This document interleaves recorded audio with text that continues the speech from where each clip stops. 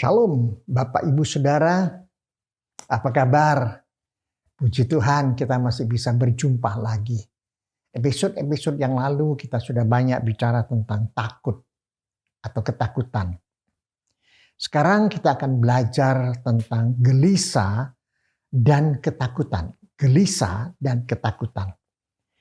Mazmur 43 ayat kelima, mengapa engkau tertekan hai jiwaku? Dan mengapa engkau gelisah di dalam diriku? Berharaplah kepada Allah, sebab aku bersyukur lagi kepadanya, penolongku dan Allahku. Bagi yang merasakan semuanya ini, yaitu kegelisahan dan ketakutan, tertekan, pasti tidak akan bisa tidur enak. Makan enak, kita jalan-jalan pun tidak enak. Lakukan apapun tidak enak. Seolah-olah semua yang dilakukan terasa tidak menyenangkan. Tidak ada semangat, bahkan hilang kemauan untuk hidup. Setiap hari selalu dilanda kegelisahan. Sukacita meredup.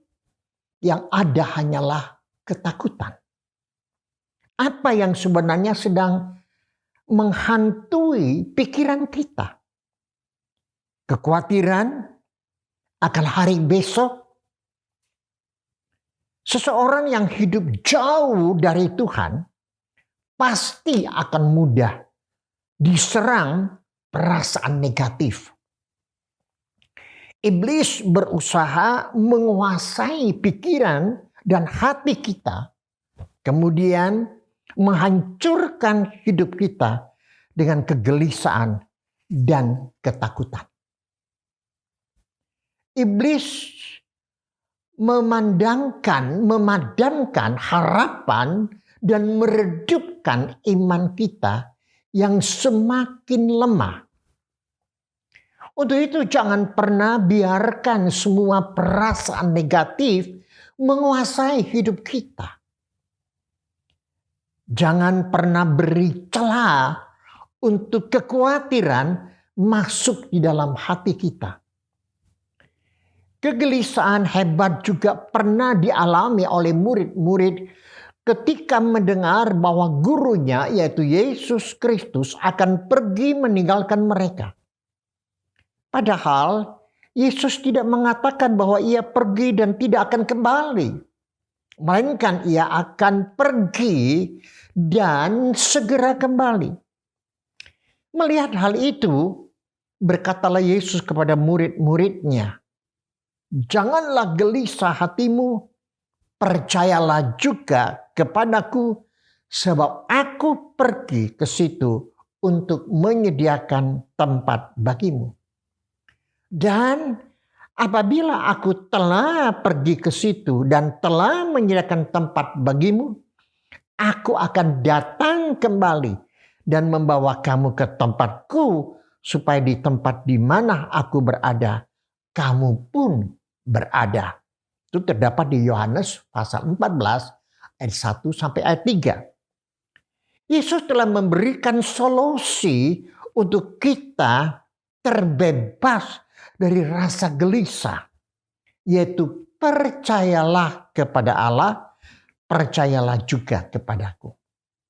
Ingatlah bahwa Tuhan akan selalu memelihara kita.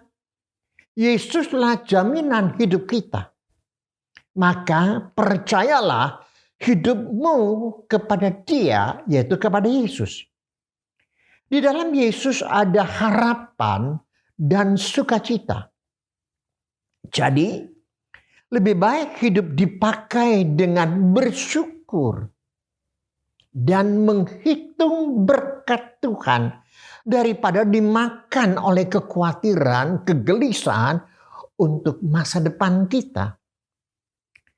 Dalam 1 Petrus pasal 1 ayat kelima dikatakan, yaitu kamu yang dipelihara dalam kekuatan Allah karena imanmu, sementara kamu menantikan keselamatan yang telah tersedia untuk dinyatakan pada zaman akhir.